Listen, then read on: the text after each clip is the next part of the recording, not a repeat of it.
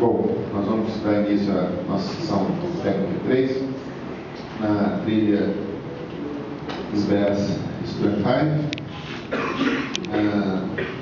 Nós vamos ter 3 apresentações de artigos. Primeiro falando da pesquisa de desenvolvimento de software para aspectos, em seguida falando sobre desenvolvimento de software livre e de código aberto e engenharia de software para sistemas multiagentes. Então nós vamos começar a primeira apresentação. Cristina vai começar a apresentação. Acho que você vai apresentar sozinha, você vai ter ajuda. Vai ter ajuda de mais algum pessoal aí. Bom, então pode começar, Cristina. Boa tarde para todos. Bem, é uma enorme satisfação poder apresentar esse trabalho. O artigo foi submetido com esse título, AUSD Research Community in Brazil and its Cross-Cultural Impact, nessa trilha comemorativa do nosso simpósio de engenharia de software. Então, esse artigo, ele vai, no artigo submetido, nós apresentamos, segundo a perspectiva histórica, nós apresentamos um panorama, uma visão geral do trabalho que vem sendo desenvolvido pela comunidade brasileira de aspectos, que nós usamos a sigla AUSDBR, ou seja, são pesquisadores brasileiros atuando em grupos de pesquisa brasileiros e instituições do Brasil que trabalham em temas relacionados à AUSD. E, como vocês podem ver, esse trabalho é fruto de uma colaboração intensa, para gerar esse panorama, esse trabalho, envolvendo 32 pesquisadores de diferentes instituições do Brasil, mais especificamente 15 instituições que estão aí. Bom, nós acreditamos que a nossa comunidade tem sido bem sucedida em termos da colaboração dos resultados obtidos. E não é à toa que nós temos aqui um subtítulo da nossa apresentação, que seriam algumas lições de como impulsionar uma comunidade de pesquisa em menos de 10 anos. E eu acho que foi o que nós conseguimos fazer. Espero que vocês, ao longo desses 20 minutos, consigam.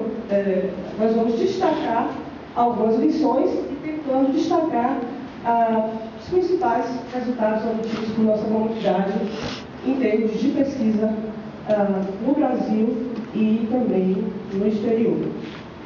Bom, então nós estamos organizando a nossa apresentação nessas lições, e o nosso primeiro tópico, nossa primeira lição é: escolha bem o seu tópico de pesquisa. Isso é básico, todo mundo sabe, mas não custa nada repetir.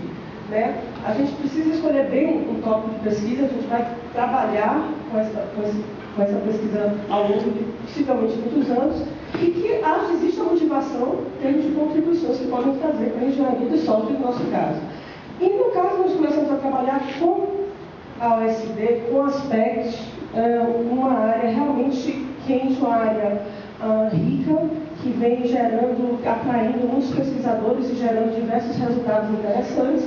E aqui tem algumas palavras-chave que vocês podem ver, alguns temas, separação de interesses, cross-cultural concerns, aspectos.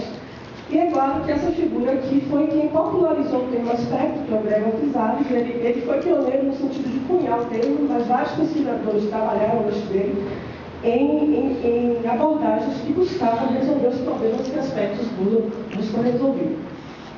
Então, essa área realmente, além dessas palavras, desse buzz, desse hype, realmente é uma área promissora. A gente espera mostrar como isso vem se concretizando ao longo do tempo. Então, na nossa escolha de trabalhar com aspectos, a gente trabalha com aspectos, mas não apenas aspectos de aspecto de lei. Não são apenas aspectos de uma linguagem especificamente. A gente quer deixar claro para a comunidade, isso já acontecendo nos últimos anos, nacional e internacionalmente, que a AUSD é mais do que aspectos de aspecto de lei. A AUSD busca trazer soluções para melhorar a modularidade do nosso sistema de software. E não necessariamente, fazendo com que diversos tipos de abstração e tipos de módulos convivam pacificamente, né, de tal forma que modularidade se torna algo útil, algo que a gente pode escolher a forma de modularizar dependendo do nosso propósito. A gente pode usar métodos, funções, classes, aspectos, features, tarefas. Então, a comunidade trabalha agora com essa perspectiva. A USB é sobre modularidade, como a gente pode melhorar a modularidade e separação de interesses em sistemas de software. A gente trabalha com diversas áreas de engenharia de software, requisitos, arquitetura, projeto, testes, refatoração, métricas, etc. Então, nossa comunidade trabalha com separação de interesses e aspectos de OSD em diversos temas. A gente vai falar um pouco em cima de alguns resultados que vão aparecer por aí. Bom, então, escolhemos supostamente bem um tópico, um tema quente, né? Trabalhar com aspectos e vamos criar grupos de pesquisa, né? Vamos agregar pessoas, vamos buscar atrair estudantes, pesquisadores e trabalhar no que a gente gosta de fazer, nossa pesquisa efetivamente. E aí, assim, em 2002, quando a gente começou a identificar o trabalho no Brasil em aspectos, nós identificamos alguns grupos distribuídos em 5 instituições brasileiras, né? A Federal de Pernambuco, a PUC-Rio, a Federal de São Carlos, a USP de São Carlos e a Federal de Santa Catarina. Em 2011, esse número, basicamente, em termos de instituições, ele triplicou, certo? Ele triplicou. Temos vários grupos, vários pesquisadores, vários estudantes, e ao longo dessa apresentação vocês vão ver os resultados que vêm relacionados a esses grupos que nós trabalhamos. Em 2002, havia vários grupos trabalhando com aspectos no Brasil, 5, né, como a Cristina falou, mas esses grupos não conversavam muito. Foi aí que apareceu a ideia de criar um meio através do qual todo mundo pudesse conversar. E foi aí que surgiu a lista AOSB-BR. Essa lista foi criada nos moldes de algumas listas que existem na comunidade internacional, como AOSD Discuss e AspectJ Users, e ela está ativa até hoje. Além dessa lista, alguns anos depois, viu-se a necessidade de criar um evento mesmo, onde a comunidade pudesse se congregar, pudesse se juntar, se ver cara a cara. E foi aí que apareceu o primeiro workshop brasileiro de desenvolvimento de software orientado a aspectos, o WASP. Em 2004 foi realizado em Brasília e teve como palestrante o professor Avés Rashid. Vale ressaltar que esse workshop foi um grande sucesso, né? Havia um interesse muito grande em algo assim. Teve 70 participantes e um grande número de submissões também, né? Vários artigos aceitos. Foi nesse workshop que se cunhou a terminologia em português para aspectos, né? Adendo, né? Corte, essas coisas. E, mais importante, foi aí que apareceu o que a gente pode dizer que é o landmark, o início, marco zero, da comunidade brasileira de desenvolvimento de software orientado a aspectos. Bom, o ASP teve 3 edições, foi até 2006, e em 2007 resolveu-se expandir o escopo dele, né, o escopo em termos de pessoas, e ele passou a ser um workshop latino-americano. Ele virou LA-WASP, Workshop Latino-Americano de Desenvolvimento de Software Orientado a Aspectos.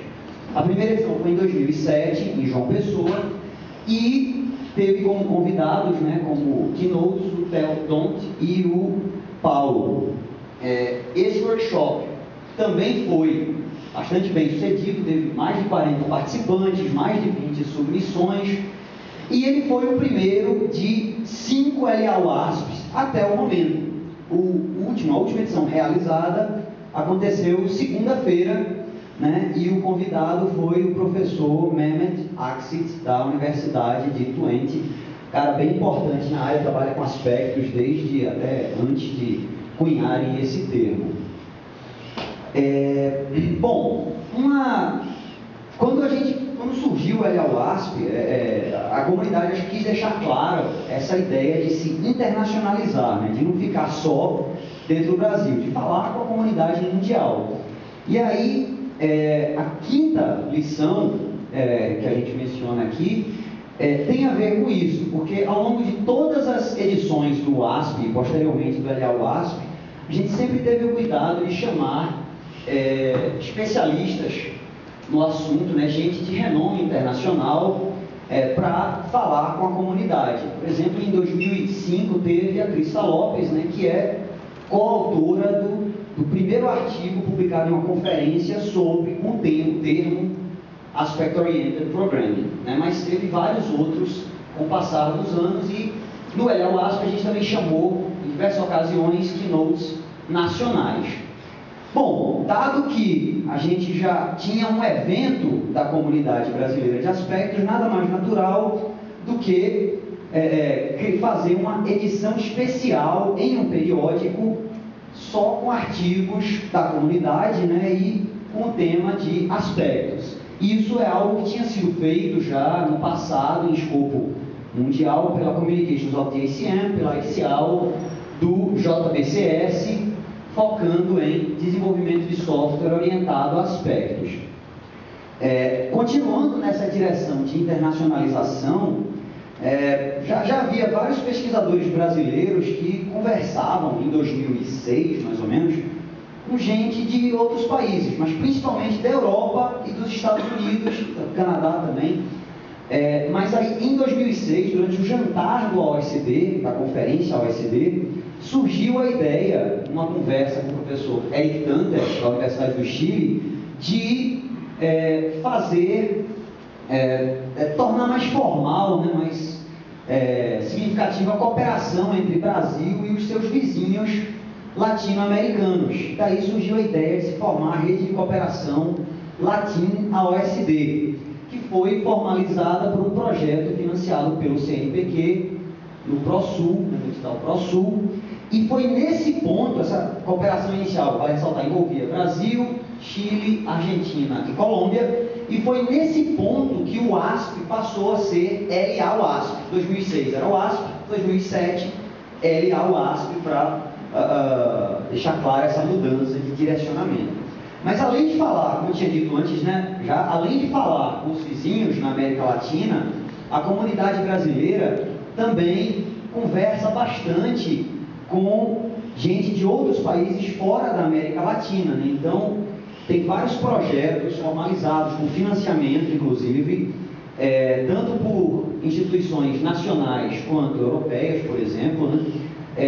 Não tem nenhuma mencionada aí, mas também tem, com várias instituições, como, por exemplo, a Universidade de Lancaster, né, que é um hub importante na área de desenvolvimento de software orientado a aspectos, mas com outras também muito importantes, como o Darmstadt, como a Universidade da Califórnia em Irvine. E aí, tendo em vista todos esses esforços em direção à internacionalização, foi natural que a gente, nossa comunidade, viesse a organizar o que é o maior evento da área de desenvolvimento de software orientado a aspectos, o AOSD. Ele aconteceu em 2011, né, esse ano, em março, lá em Porto de Galinhas, em Pernambuco. Está organizado pela comunidade, né, mas a organização foi liderada pelos professores Paulo, Alessandro e Sérgio, e vale ressaltar que foi muito bom.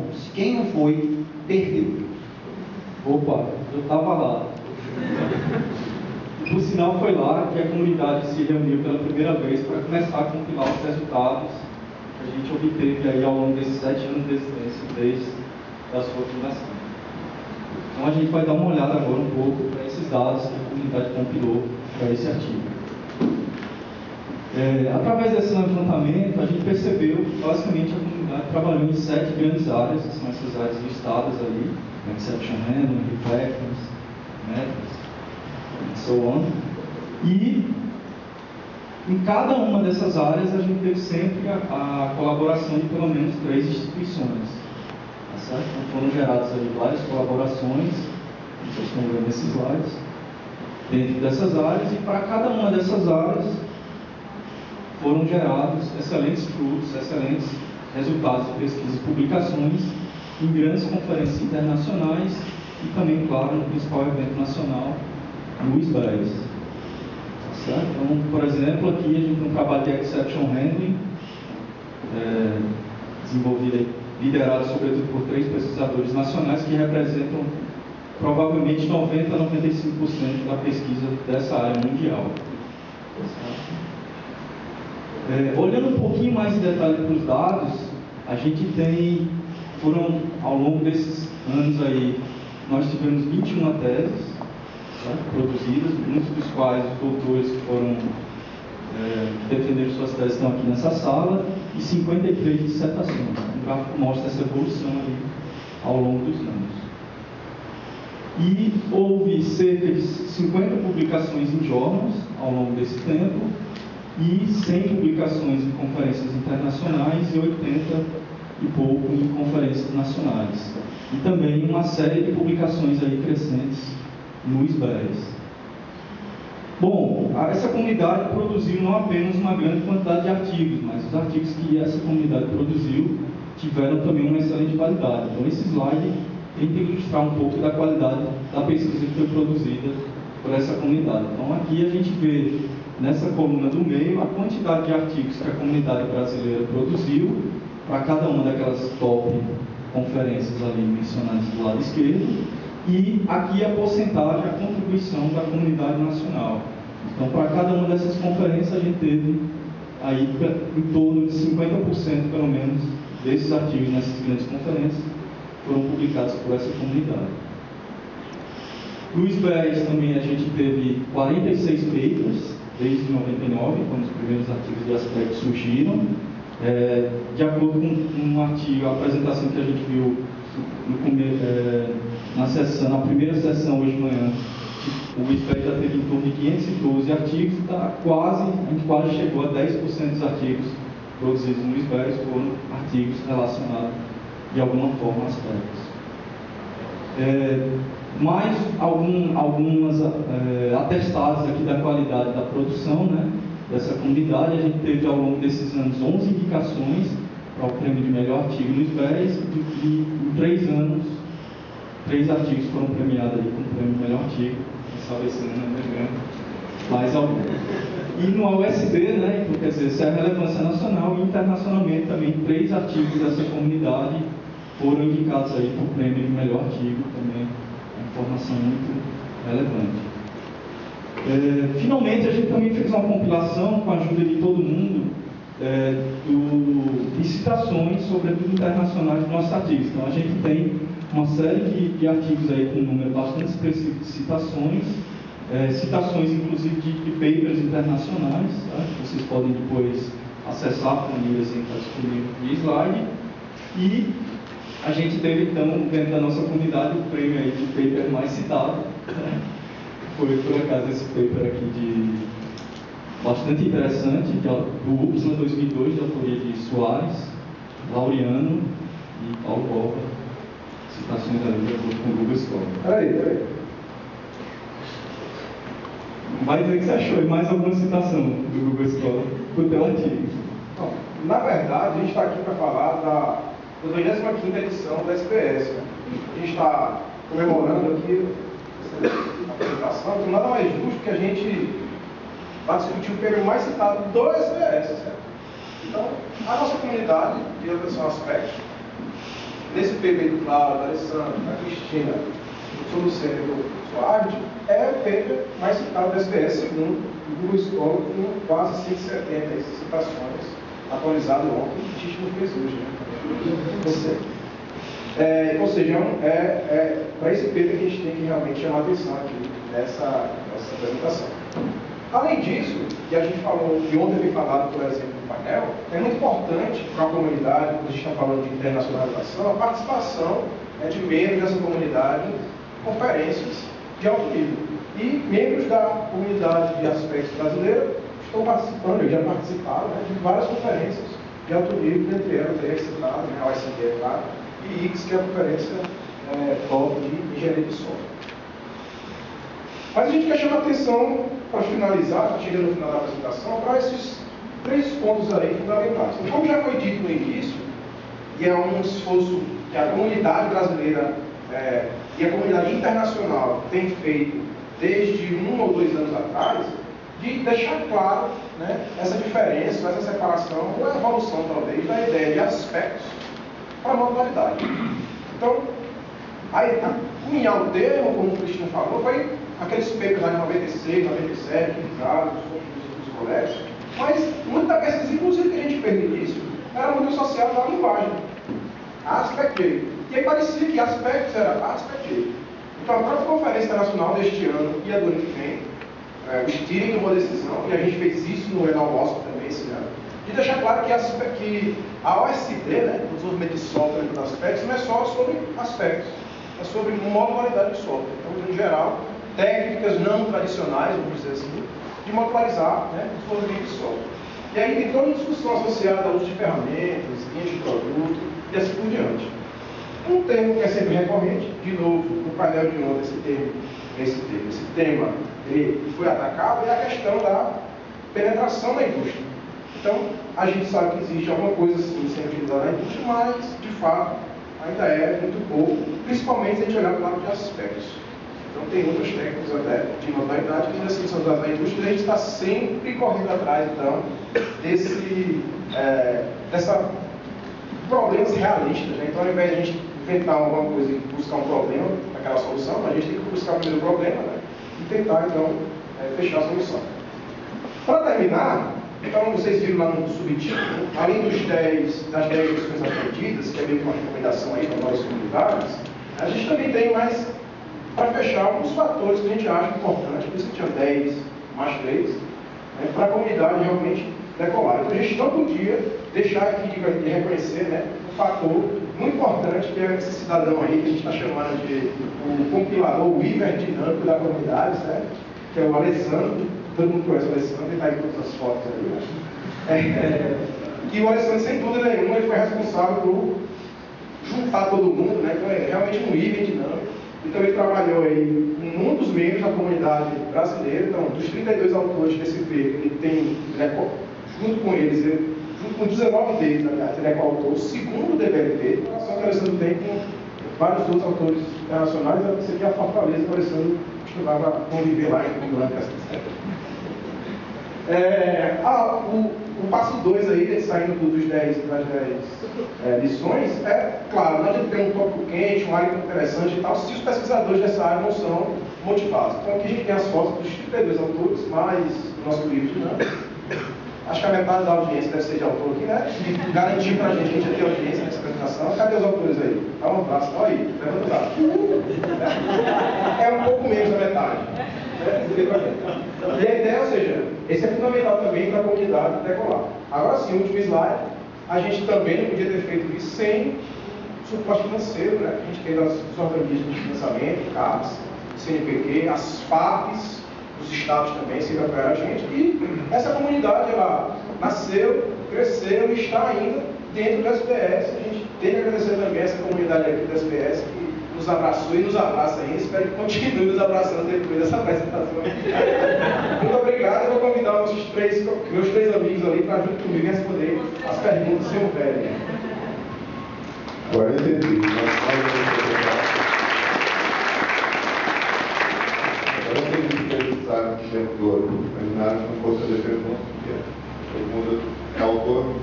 Então, vamos abrir as perguntas para os não autores, né? Perguntas? Autor pode perguntar. Autor pode perguntar.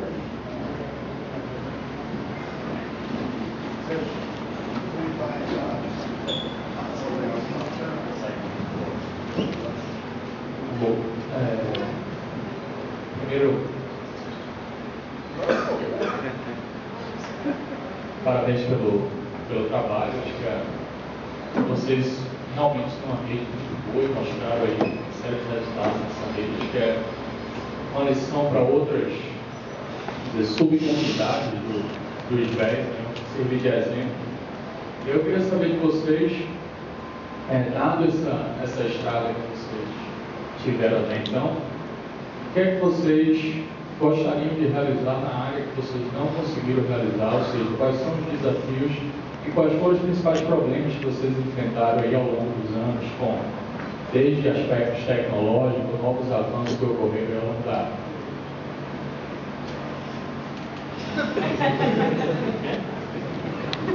principal desafio que eu ainda vejo é fazer a transição de muito do que a gente produziu, né, que a comunidade produziu, para a indústria. Como o Sérgio falou, isso não é enrolada, porque muita coisa que foi produzida eu acho que já está num grau de maturidade que dá para ser usado.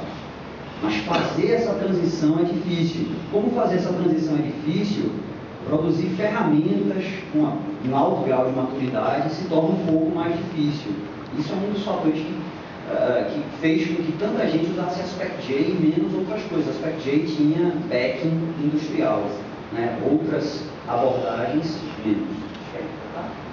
Uma coisa que, aliás, praticamente o grupo que está aqui, mais algumas pessoas que estão ali embaixo, pensou em fazer em algum momento, era tentar criar um processo que envolvesse tudo. A gente acabou não levando isso adiante, a gente não sabe bem saber se faz sentido fazer isso. Não sei se é alguma coisa mais para frente. Mas eu acho que o que a gente sempre procura é qual é o próximo hot topic, certo? A gente está sempre de olho porque está olhando para isso. É uma pergunta só aqui, né? Não vai querer responder. Não, eu acho que também a comunidade está um pouco no estágio que o Michel Lanza falou lá também. A gente está naquele estágio que a gente precisa quebrar o paradigma com Aspect-J, assim, modularização do cross-cut concern, de forma geral, é relevante, tem algumas ideias interessantes que estão surgindo nesse sentido, mas a gente está naquele estágio de quebrar o nosso link com Aspect-J e fazer modulação do cross-cut concern com outros tipos de modelos, experimentar outros modelos. Acho que isso aí tem chance para alguns. Nessa linha de que aspectos, né, a transição de aspectos para a modularidade, eu acho que uma coisa que a gente acha muito interessante para o Brasil, para a comunidade, é trazer o X para a Bahia. Vai isso, vai isso. Bom, pessoal, nós esgotamos o tempo. Mais uma pergunta, então. Só um responde, a gente promete que só um responde, né? O Guilherme responde. Só o Guilherme responde. Oi, boa tarde. Parabéns pelo trabalho. Eu vi que vocês mostraram aqui algumas linhas de pesquisa, né, específicas para a comunidade de aspectos, e aí você mostrou algumas como parte de requisitos, software, linha de produto. Eu queria saber das universidades que vocês posicionaram aqui no mapa, quais delas estão atuando mais fortes na parte de engenharia de requisitos e arquitetura de software.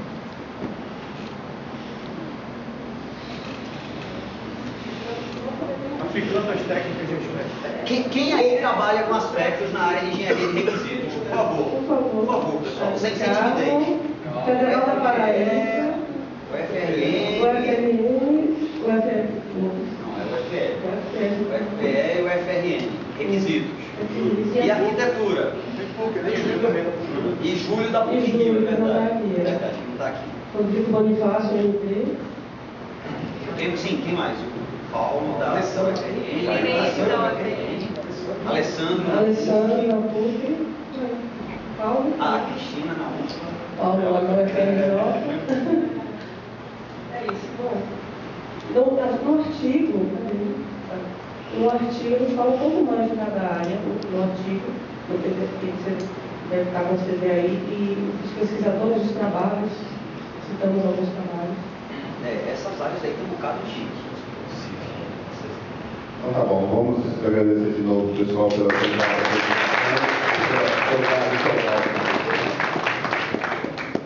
Bom, a próxima apresentação.